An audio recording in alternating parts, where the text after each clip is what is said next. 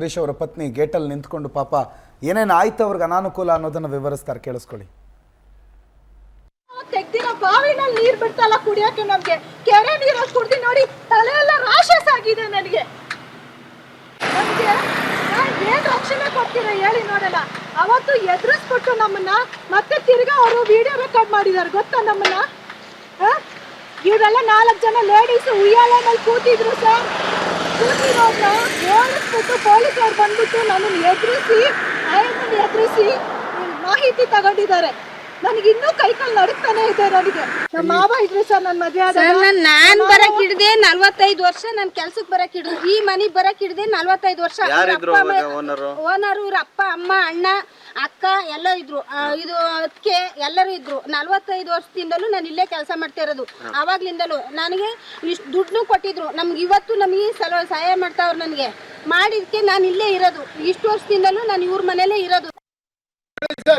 ಆ ಕೆಲಸಮ್ಮನೆಲ್ಲ ಕೂಡಾಕಿ ಹೋದ್ರೆ ಹೊರಗಡೆಗೆ ಹೋಗ್ಬೇಕು ಅಂತ ನೋಡಿ. ಆ ಅಮ್ಮನ ಮನೆಗೆ ಗೃಹ ಪ್ರವೇಶ ಇದೆ, ಮಕ್ಳು ಮರಿನ ನೋಡಕ್ ಬಿಡಲ್ಲ ಇವರು. ಸ್ಥಿತಿ ನಮ್ಗೆ ಕರೆಂಟ್ ಇಲ್ಲ. ಕರೆಂಟ್ ಇಲ್ದಿದ್ದಕ್ಕೆ ಸೌದೆ ಒಲೆಯಲ್ಲಿ ನಾವೇ ನೀರ್ ಕಾಯಿಸ್ಕೊಂಡು ಮಾಡ್ಕೋಬೇಕಾರೆ ಸಣ್ಣ ಮಕ್ಕಳುಗಳು ಅವಸ್ಥೆ ಏನಾಗ್ತಾ ಇದೆ. ನೀವು ಕೆಲಸಮ್ಮ ಹೇಳ್ತಾ ಇಲ್ವಾ ಅಲ್ಲಿ ಬಿಡೋದಿಲ್ಲ ಅಂತ. ನೋಡಿ ಸರ್ ಯಾವ ರೀತಿ ಆಗಿದೆ. ಈ ಪರಿಸ್ಥಿತಿ ನಮಗ್ ಬಂದಿದೆ. ಎಲ್ಲಿದೀವಿ ನಾವು ಯಾವ ನೋಡಿ ಅಲ್ಲಿ ನೋಡಿ ಸರ್, ಅವ್ರ ಮಗ ನೋಡಿ ಸರ್, ಕುಲುಷಿತ ನೀರು ಕುಡಿಬೇಕು ನೋಡಿ. ಅಲ್ಲಿ ಹೆಂಗ್ ಕತ್ ಓಡಾಯ್ತಾರ ಅವರು. ಅವರು ಅಡ್ಡ ಹಾಕಂತಾರ ಅಲ್ಲಿ ಕಳ್ರುಗಳ ತರ. ಹೆಂಗಸ್ರು ಮಕ್ಕಳ ಮೇಲೆ ದೌರ್ಜನ್ಯ ಮಾಡ್ತಾರೆ. ನಮ್ಮ ಮನೆ ಅದು ಸ್ವಂತ ಮನೆ. ನೀವು ಮನೆ ನುಗ್ಗಕ್ಕೆ ಮಾಡಿದ್ದು ವಿಡಿಯೋ ನಮ್ಮ ಹತ್ರ ಇದೆ.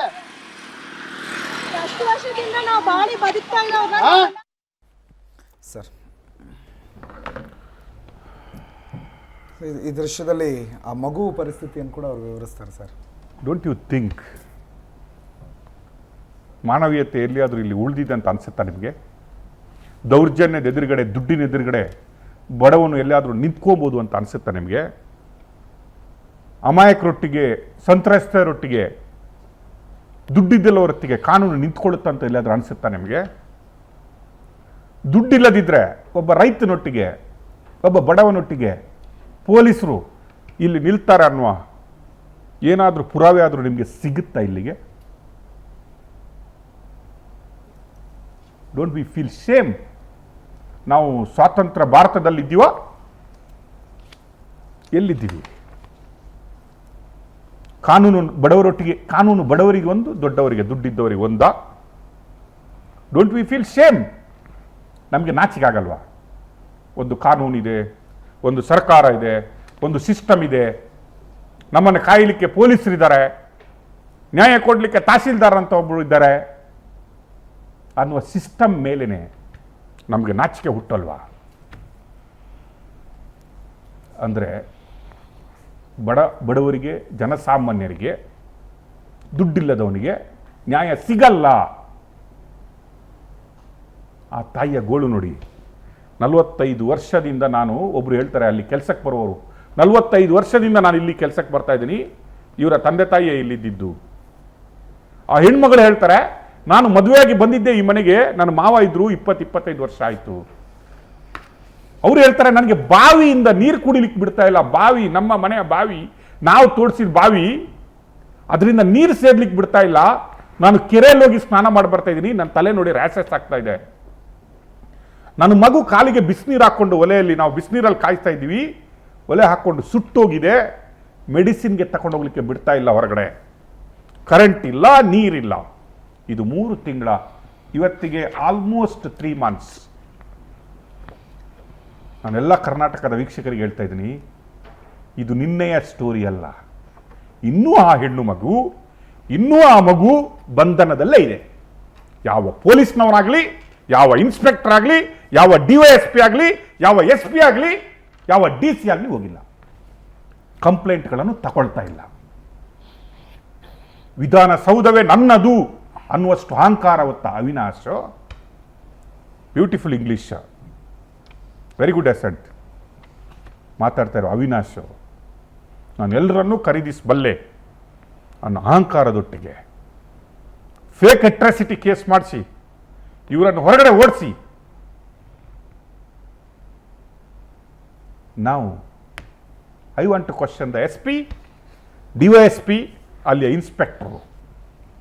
ನೀರು ಕಡಿಸುವಷ್ಟು ವಿದ್ಯುತ್ತನ್ನು ಕಡಿತಗೊಳಿಸಿದ್ರು ಕೂಡ ನೀವು ಕಂಪ್ಲೇಂಟ್ ತಗೊಳ್ಳದೆ ನಿಮ್ಮ ಪೊಲೀಸವರೇ ಒಪ್ಕೋತಾರೆ there is no eviction order, ಕೋರ್ಟಿಂದ ಇವರನ್ನು ಅಲ್ಲಿಂದ ಹೊರಗಡೆ ಹಾಕುವಂಥ ಆರ್ಡರ್ ಇಲ್ಲ ಅಂತ ಹೇಳಿದ ಮೇಲೆ ವೈ ಪೊಲೀಸ್ ಸ್ಟೇಷನ್ ಆಗಲಿ DYSP SP ಅವರು ಕೇಸ್ ತಗೋತಾ ಇಲ್ಲ?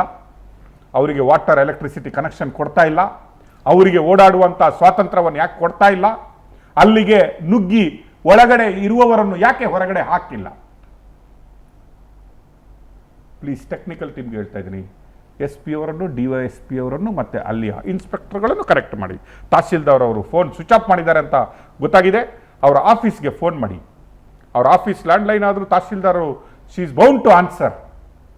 ಅವರು ಫೋನ್ ಅವ್ರದ್ದು ಪರ್ಸ್ನಲ್ ಇರ್ಬೋದು, ಅವರು ಬಂದ್ ಮಾಡಿ ಇಟ್ಕೊಳ್ಬೋದು, ನಮ್ಗೆ ಗೊತ್ತಿಲ್ಲ. She can switch off any time. Sir, Power TV ವರದಿ ಬೆನ್ನಲ್ಲೇ ತಹಶೀಲ್ದಾರ್ ಫೋನ್ ಸ್ವಿಚ್ ಆಫ್ ಇದೆ. ಫೋನ್ ಆಫ್ ಮಾಡ್ಕೊಂಡು ಕೂತಿದ್ದಾರೆ ತಹಶೀಲ್ದಾರ್. ಸಕಲೇಶ್ಪುರ ತಹಶೀಲ್ದಾರ್ ಮೇಘನ ಫೋನ್ ಆಫ್ ಮಾಡ್ಕೊಂಡಿದ್ದಾರೆ. ಪವರ್ ಟಿವಿಯಲ್ಲಿ ಸುದ್ದಿ ಪ್ರಸಾರ ಆಗ್ತಾ ಇದ್ದಂತೆ ಯಾರ ಸಂಪರ್ಕಕ್ಕೂ ಸಿಗ್ತಾ ಇಲ್ಲ ತಹಶೀಲ್ದಾರ್ ಮೇಡಮ್. ಪವರ್ ಟಿವಿಯ ವರದಿ ಬೆನ್ನಲ್ಲೇ ಯಾಕೆ ಸ್ವಿಚ್ ಆಫ್ ಮಾಡ್ಕೊಂಡಿದ್ದಾರೆ? ಏನು ತಪ್ಪು ಮಾಡಿಲ್ಲ, ನಮ್ದೇನು ತೊಂದರೆ ಇಲ್ಲ ಅಂತಂದ್ರೆ ಸ್ವಿಚ್ ಆಫ್ ಯಾಕೆ ಮಾಡಬೇಕು? ಗಿರೀಶ್ ಹೇಳಿ. ಗಿರೀಶ್ ಏನು ಮಾತಾಡ್ತಿದ್ರಿ? ನಾನು ಹೋದಾದ್ಮೇಲೆ ಈ ಕೃಷಿನ ನಾನು ಆಯ್ಕೆ ಮಾಡ್ಕೊಂಡೆ ಸರ್, ಒಬ್ಬ ಒಳ್ಳೆ ಕೃಷಿಕನಾಗಬೇಕು ಅಂತ. ಏನು ನಮ್ಮ ದೇಶದ ಬೆನ್ನೆಲುಬು ಕೃಷಿಕರು ಅಂತಾರೆ, ಇದನ್ನು ನಾನು ಆಯ್ಕೆ ಮಾಡ್ಕೊಂಡೆ. ನಾನು ಯಾವುದೋ IT ಬಿಟ್ಟು ಇದನ್ನು ಆಯ್ಕೆ ಮಾಡ್ಕೊಳ್ಳಿಲ್ಲ. ಒಳ್ಳೆ ಕೃಷಿಕ ಆಗಿ ಬದುಕಬೇಕು, ನನ್ನ ಮಕ್ಕಳು ಮರಿ ಇದೇ ಜಮೀನಲ್ಲಿ ದುಡಿಬೇಕು, ಮುಂದೆನೂ ಅವರು ಕೃಷಿಕರಾಗಬೇಕು ಅನ್ನೋದು ನನ್ನ ಆಸೆ. ಆದರೆ ನಮ್ಮ ಪರಿಸ್ಥಿತಿ ಹೇಗಿದೆ ಅಂತಂದರೆ, ಇವತ್ತು ಕರೆಂಟ್ ಕಟ್ ಮಾಡ್ತಾರೆ, ನೀರು ನನ್ನ ತಂದೆ ತೋಡಿರೋಂಥ ಬಾವಿಲಿ ನೀರು ಕುಡಿಲಿಕ್ಕೆ ಬಿಡಲ್ಲ ನಮ್ಮನ್ನು. ಇವತ್ತು ನನ್ನ ಹೆಂಡತಿ ಮಗು ಒಂದು ಪ್ರಾಣಿಗಳು ಕುಡಿಯುವಂಥ ಗುಂಡಿಯಿಂದ ನೀರು ಹೊತ್ಕೊಂಡು ಹೋಗ್ಬೇಕು ಸರ್. ಇಂಥ ಪರಿಸ್ಥಿತಿ ಬಂದಿದೆ. ಏನು ನಮ್ಮಲ್ಲಿ ಕಂದಾಯ ಸಚಿವರಾಗಲಿ ಇಲ್ಲ ಗೃಹ ಮಂತ್ರಿಗಳಿಗಾಗಲಿ ಇದ್ರ ಬಗ್ಗೆ ಏನೂ ಇಲ್ಲ ಸರ್. ನಂದುಗಿಂತ ನೋಡಿ ಸರ್, ನನ್ನ 5 ಹಸುಗಳು ಮೂಕ ಪ್ರಾಣಿಗಳು ಸರ್. ನೀರಿಲ್ಲ, ಮೇವಿಲ್ಲ. ನಮ್ಮಲ್ಲಿ ಚಳಿಗಾಲದಲ್ಲಿ ತುಂಬ ಚಳಿ ಇರುತ್ತೆ ಸರ್. ನೀರು ಕಾಯಿಸ್ಕೊಬೇಕು, ಮುಟ್ಟಕ್ಕಾದ್ರೂ ಕಾಯಿಸ್ಕೊಂಡು ಮಾಡ್ಕೋಬೇಕು. ಕರೆಂಟ್ ಇಲ್ಲ, ಬಿಸಿ ನೀರು ಬರಲ್ಲ. ಇನ್ನು ಸೌದೆಯಲ್ಲಿ ಕಾಯಿಸ್ಕೋಬೇಕಾದ್ರೆ ನನ್ನ ಮಗ ನೀರನ್ನ ಕಾಯಿಸ್ಕೊಂಡಾಗ ಬಿಸಿನೀರು ಕಾಲ ಮೇಲೆ ಬಿದ್ದು ಪರಿಸ್ಥಿತಿ ಅದೇ ಸರ್. ಹಾಗೆ ಆಗಿದೆ ಈಗ ಮಾಡಿರೋವಂಥ ಪರಿಸ್ಥಿತಿ. ಈ ಥರ ಇದ್ದರೆ ನಾವು ರೈತರು ನನ್ನ ಇನ್ನೊಂದು ದುರಂತ ಅಂತಂದರೆ ಸರ್, ನಮ್ಮ ಜಿಲ್ಲೆಯಲ್ಲಿ ತಹಸೀಲ್ದಾರು ಒಬ್ಬ ದಂಡಾಧಿಕಾರಿ, ತಾಲೂಕು ದಂಡಾಧಿಕಾರಿ ಮಹಿಳೆ, AC ಮಹಿಳೆ, SP ಮಹಿಳೆ, DC ಮಹಿಳೆ, ಇವ್ರಿಗೆ ಯಾರಿಗೂ ಕಣ್ಣು ಕಾಣ್ತಾ ಇಲ್ವಾ ಸರ್? ಇಷ್ಟು ದೊಡ್ಡ ಅನ್ಯಾಯ ಆಗಿರೋದು ಸರ್. ನಾನು ಎಲ್ಲರಿಗೂ ಕಂಪ್ಲೇಂಟ್ ಕೊಟ್ಟಿದ್ದೀನಿ, ಪ್ರತಿಯೊಬ್ಬರಿಗೂ ಕಂಪ್ಲೇಂಟ್ ಕೊಟ್ಟು ಇದುವರೆಗೂ ನಮಗೆ ಯಾರೂ ಬಂದಿಲ್ಲ ಸರ್. ದಯಮಾಡಿ ನಿಮ್ಮ ವಾಹಿನಿ ಮುಖಾಂತರ ನಾನು ಕಳಕಳಿಯಾಗಿ ಕೇಳ್ಕೊತೀನಿ, ದಯವಿಟ್ಟು ನಮಗೆ ನ್ಯಾಯ ಕೊಡಿಸಿ ಸರ್. ಇದು ಗೃಹ ಮಂತ್ರಿಗಳು, ಕಂದಾಯ ಸಚಿವರು ದಯಮಾಡಿ ಇದ್ರ ಬಗ್ಗೆ ಗಮನ ಹರಿಸ್ಬೇಕು, ನಮಗೆ ನ್ಯಾಯ ಕೊಡಿಸ್ಬೇಕು ಸರ್.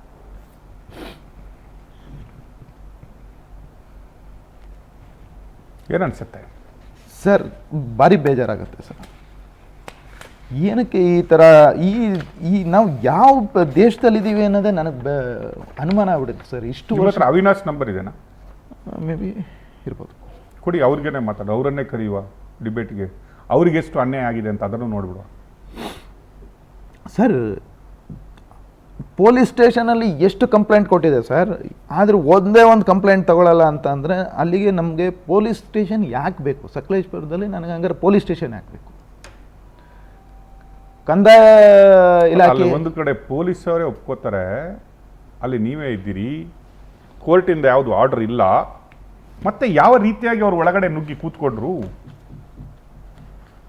ಕೋರ್ಟಿಂದ ಯಾವ ಆರ್ಡರ್ ಇಲ್ಲದೇನೆ ಅವರು ಯಾವ ರೀತಿಯಾಗಿ ಈಗ ಎಷ್ಟು ಜನ ಒಳಗಡೆ ಇದ್ದಾರೆ? ಅವರು ಗ್ಯಾಂಗ್ ಎಷ್ಟು ಜನ ಒಳಗಡೆ ಇದ್ದಾರೆ ಗೊತ್ತಿಲ್ಲ ಸರ್. ನಾನು ಒಳಗೆ ಹೋಗಂಗಿಲ್ಲ, ನನ್ನ ಮೇಲೆ ಇಂಜೆಕ್ಷನ್ ಆರ್ಡರ್. ಗಂಡ ಹೆಂಡತಿನ ಮೀಟ್ ಮಾಡುವಂಗಿಲ್ಲ ಇಲ್ಲ.